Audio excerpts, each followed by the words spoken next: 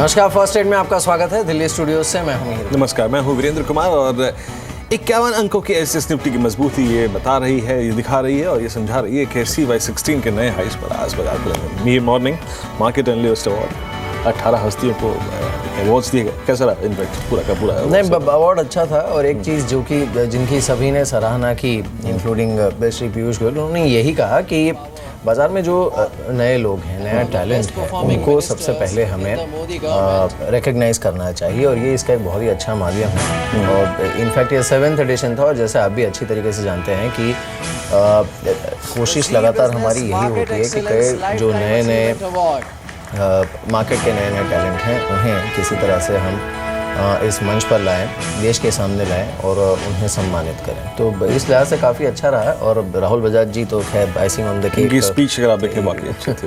बिल्कुल। इस बीच 53 अंकों पर एसएस निफ्टी और इंडिकेटिव एक्शन शुरू हो चुका है। आपकी स्क्रीन पर आप देखें 39 अंकों पर निफ्टी 8722 का स्तर, CY16 का नया हाई, नया सर्वोच्च स्तर और करीब 28,107 के स्तर पर सेंसेक्स लगभग 61 अंकों पर, बीपीसीएल करीब 10 रुपये पर कारोबार कर रहा है। गेल अगर आप देखें करीब 5 रुपये नीचे 377 के स्तर पे एमएनएम। याद रखिए आज का सबसे डिसेंट अगर आप देखें निफ्टी में कोई ब्रेकआउट की तरफ बढ़ रहा है तो वह एमएनएम। एलईडी मजबूती है। भारतीय एयरटेल आपकी स्क्रीन पर आप देखें बिल्कुल फ्लैट बिना किसी बदलाव के। मारुति सुजुकी लगभग 4981 एक बार फिर से आप देखें 5000 के आंकड़े पे दस्तक देता हुआ। रिलायंस लगभग 1018 के स्तर पे। टाटा मोटर्स लगभग 525 पे 8 रुपये 7 पैसे ऊपर। साथ ही साथ HDFC बैंक करीब 1250 के स्तर पे बिल्कुल फ्लैट। याद रखिए इंडेक्स में सबसे ज्यादा वेटेज रखने वाला अकाउंट बजाज ऑटो आपकी स्क्रीन पर लगभग 13 रुपये ऊपर। शानदार पारी खेली hero motor copper Bajaj auto ने शुक्रवार को। ITC बिल्कुल फ्लैट करीब 252-55 के स्तर पे। और इस बीच अगर आप देखें रुपया लगभग 66-77 के स्तर पर आप देखें तो हालांकि आज अगर आप देखें कोई बहुत बड़ा उलटफेर नहीं है, लेकिन ये कह सकते हैं कि शुक्रवार को या फिर लास्ट वीक या फिर उससे भी पहले के हफ्ते में जो मजबूती डॉलर में कायम थी, रुपये में कायम थी, वो अभी भी कायम है। जी हाँ, बिल्कुल। चलिए इस बीच आज ब्रोकरेज हाउसेस की रिपोर्ट क्या कह रही है ये देख लेते हैं। अंचल है हमारे साथ। अंचल बताइए। शुक्रिया अमीर। शुरुआत करेंगे हिंडाल्को से। जेपी मॉर्गन की एक रिपोर्ट आई है। नोवेलिस ने अपने नंबर्स पेश किए थे, उसके ऊपर ये रिपोर्ट बेस्ड है। देखिए उनका साफ तौर पे मानना है नोवेलिस के इस बार नंबर्स अच्छे रहे थे और अगर ये परफॉर्मेंस जारी रहती है नोवेलिस की तरफ से तो कंपनी के लिए री रेटिंग की तरफ तौर पे ट्रिगर काम करेगा और यही कारण है ओवरवेट रेटिंग को अभी भी बरकरार रखा है जेपी मॉर्गन ने हिंडाल्को की। और जो टारगेट प्राइस है उसे 130 से बढ़ा के अब 155 किया है। वहीं दूसरी यूनियन बैंक के नंबर्स आए, उसके ऊपर CLSA ने एक रिपोर्ट जारी की है। सेल की रेटिंग को मेंटेन रखा है। बेसिकली जो एसेट क्वालिटी फ्रंट पे चिंताएं हैं वो अभी बरकरार है। बैंक अपने NPAs को मेंटेन नहीं कर पा रहा है, वो बहुत बड़ा ट्रिगर हो सकता है डाउनसाइड के लिए। और साथ ही साथ उनका मानना है जो लक्ष्य बढ़ाया जा रहा है, टारगेट 100 से बढ़ा के 115 किया, उसका सिर्फ एक ही कारण है, जो कैपिटल इन्फ्यूजन की बातचीत चल रही है उसकी वजह से इस समय टारगेट बढ़ाया जा रहा है। अदरवाइज एसेट क्वालिटी फंड पे बेहद वीक है। एज सच कोई रिकवरी की उम्मीद आने वाली 2 से 3 तिमाहियों में नहीं दिख रही है CLSA को यूनियन बैंक के केस में। वो कार्ड काफ़ी ज़्यादा बजिंग है आज और उसी पे एक नई रिपोर्ट आई है सिटी की तरफ से। देखिए उनका मानना ओवरऑल कंपनी के ऑलरेडी 2 प्लांट्स पे अलर्ट जारी किया जा चुका है। तीसरे प्लांट पे USFDA ने अलर्ट जारी किया है, वो बहुत बड़ा नेगेटिव है कंपनी के लिए। लेकिन हाँ, ये ज़रूर मानना है कि सेंटिमेंटल इम्पैक्ट के बावजूद अगर आप देखें तो ऑलरेडी फैक्टर्ड इन है ये और उतनी बड़ी गिरावट शेयर प्राइस में एज सच नहीं एंटिसिपेट कर रहे हैं। समय ज़रूर लगेगा US कारोबार को सुधरने में, लेकिन हाँ ये जो इमीडिएट बैन लगा है ये कहीं ना कहीं ऑलरेडी शेयर प्राइस में फैक्टर्ड इन था और यहाँ से आज सच कोई मेजर डिप की उम्मीद नहीं की जा रही है। वहीं गोल्डमैन सैक्स ने अमरा राजा बैटरीज के नंबर्स के बाद उस पर एक रिपोर्ट जारी की है। बाई की रेटिंग को बरकरार रखा है, लेकिन जहाँ तक रही बात टारगेट की तो टारगेट पे अभी समीक्षा के दायरे में है। अभी टारगेट प्राइस नहीं दिया है, अभी उस पर समीक्षा चल रही है। लेकिन हाँ ओवरऑल एक साइड से बेहतर ग्रोथ रही है कंपनी की, वो एक पॉजिटिव ट्रिगर है। लगातार बैटरी सेगमेंट में कंपनी अच्छी परफॉर्मेंस देती रही है इन टर्म्स ऑफ नंबर्स और वो भी जारी रहने का अनुमान लगाया जा रहा है। लेकिन GST लागू होना कंपनी के लिए एक बड़ा ट्रिगर हो सकता है। आने वाले दिनों में जो आय है कंपनी की वो स्पीड अप होती हुई दिखेगी। Bank of America Merrill Lynch ने BEL के ऊपर अपनी अंडर परफॉर्म रेटिंग को बरकरार रखा है। जो मौजूदा स्तर है वहाँ पर उनका मानना है वैल्यूएशन अब काफ़ी ज़्यादा स्ट्रेच हो चुके हैं, काफ़ी महंगा हो चुका है शेयर और यहाँ से एक डाउनसाइड ज़रूर बनती है, करेक्शन ज़रूर आते हुए दिखेगी शेयरों में। इसी वजह से उन्होंने FY17 का जो EPS अनुमान है BEL का वो 4% और FY18 का EPS अनुमान करीब 8% घटाया है। ओवरऑल टारगेट की अगर आप बात करें तो 1084 से बढ़ाकर 1125 यानी 1125 लक्ष्य दिया है। लेकिन साथ ही इस बात पे जोर दिया है शेयर ऑलरेडी काफ़ी चल चुका है, काफ़ी महंगे वैल्यूएशंस पर है। और लास्टली बात करें भारत फोर्ज के ऊपर सेल रेटिंग आई है CLSA की तरफ से, टारगेट दे रहे हैं 655 का।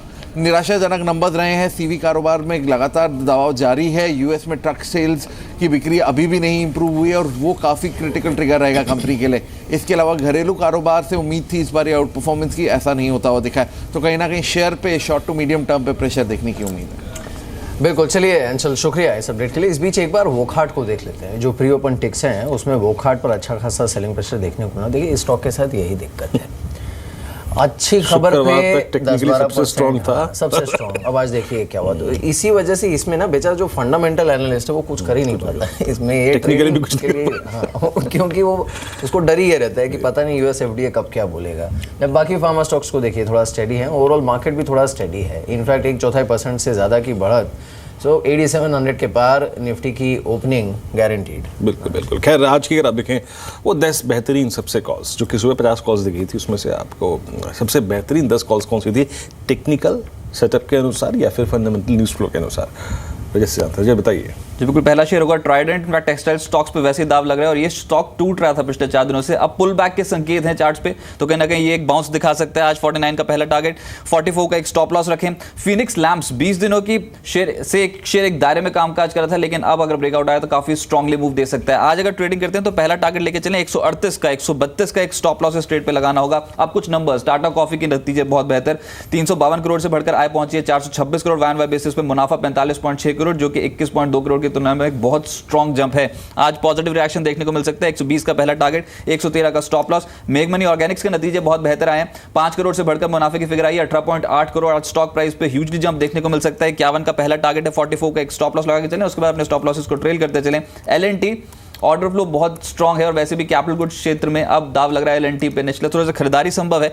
1570 का पहला टारगेट, 1495 का स्टॉप लॉस लगाएं। जेके टायर्स, पिछले सत्र में टायर स्टॉक्स में ह्यूजली एक्यूमुलेशन देखने को मिली और जेके टायर्स जबरदस्त तरीके से मोमेंटम में है। आज के लिए 110 का पहला टारगेट लगा के चलें इस पे। हिंडाल्को यूएस की सब्सिडी नोवेलिस के नतीजे घाटे से मुनाफे में लौटी है नोवेलिस, उसका एक पॉजिटिव रिएक्शन हिंडाल्को पे देखने को मिलेगा। 146.80 का पहला टारगेट, 142.30 के आसपास का स्टॉप लॉस रखें। और MIC electronics state bank of India के साथ सेटलमेंट की है। इनफैक्ट 22.46 करोड़ का जो इंटरेस्ट है उसको भी माफ किया गया है। एमआईसी इलेक्ट्रॉनिक्स आज चढ़ सकता है, इसका पहला टारगेट है 15। IMFA Indian metal and ferro alloys पे आप दाव लगा सकते हैं। बोर्ड ने वारंट जारी करने को मंजूरी दी है 165 रुपए प्रति शेयर पे। ये एक पॉजिटिव रिएक्शन स्टॉक को दिला सकता है। 155 का पहला टारगेट है, 150 का स्टॉप लॉस। और बीईएल जो बार बार बायबैक की खबरें निकल के आई थी, अब बोर्ड ने उसको मंजूर कर दिया, 6.93% बायबैक और जो भाव है वो है 1305 प्रति शेयर का। तो कहीं ना कहीं पॉजिटिव खबर है। आज 1300 का ही पहला टारगेट लेके चलें, 1250 का स्टॉप लॉस। जी हाँ, तो ये वो 10 स्टॉक्स थे और साथ ही साथ जी बिजनेस का आज का टुडे स्ट्रीट क्या है एक बार वो भी देख लीजिए। आज हमने पिक किया है मार्क्सन्स फार्मा को with the possible target of 52, लेकिन याद रखिए जो शॉर्ट टर्म टारगेट है, मैंने अप्रॉक्सीमेटली अगर आप देखें वीक टारगेट जो है यानी इस सप्ताह के अंत तक वो हम लेके चल रहे हैं करीब करीब 58। याद रखिए 58 इसका 200 डेमा है और साथ ही साथ 58 जो है इसका 200 वीक एक्सपोनेंशियल मूविंग एवरेज है।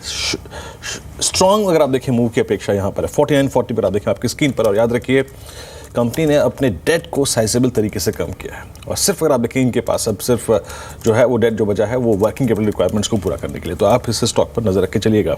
लेकिन अब आपकी स्क्रीन पर आप देखें एक से एक स्टॉक आते हुए आज के अगर आप देखें स्ट्रॉन्ग प्राइस परफॉर्मेंस, कोलगेट आपकी स्क्रीन पे स्ट्रॉन्ग मूव यहाँ पे ब्रिटानिया बैकफुट पे है। चाहे लास्ट कमेंट आपसे चाहूँगा आई थिंक ऑन कोलगेट, बहुत डिसाइसिव ब्रेकआउट दिया था इसने लास्ट वीक का, उसके बाद से ही मूव करता हुआ। अभी आपकी अप्रोच क्या है इस स्टॉक पे?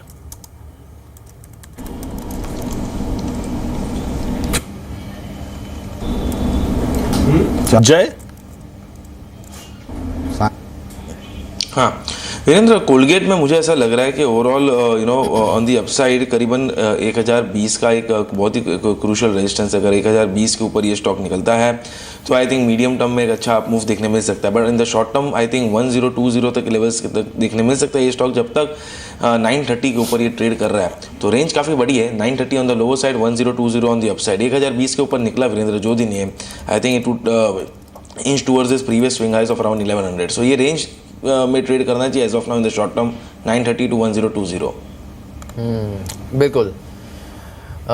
टीएस हरिहर भी हमारे साथ हैं, गौरांग शाह भी हमारे साथ बने हुए हैं। संकेत आज जिस तरह के हैं गौरांग, अब एक दो चीज़ें हैं जो इस हफ्ते के लिए इम्पॉर्टेंट हैं जो कि मैटर करेंगी मार्केट के लिए। एक तो ऑब्वियसली आरबीआई की पॉलिसी, डॉक्टर राजन की आखिरी पॉलिसी होगी और इसमें वो क्या कहते हैं उस पर नज़र सबकी रहेगी। अपार्ट फ्रॉम दैट SBI, इसके नंबर्स, इस पर नज़र रहेगी। लेकिन कम से कम अच्छी चीज़ ये है कि जो इंटरनेशनल डेटा है वो इस समय सपोर्टिव है। क्या ये दोनों स्विंग फैक्टर साबित हो सकते हैं मार्केट के लिए, कंसिडरिंग कि रिकॉर्ड लेवल्स पर हैं ये?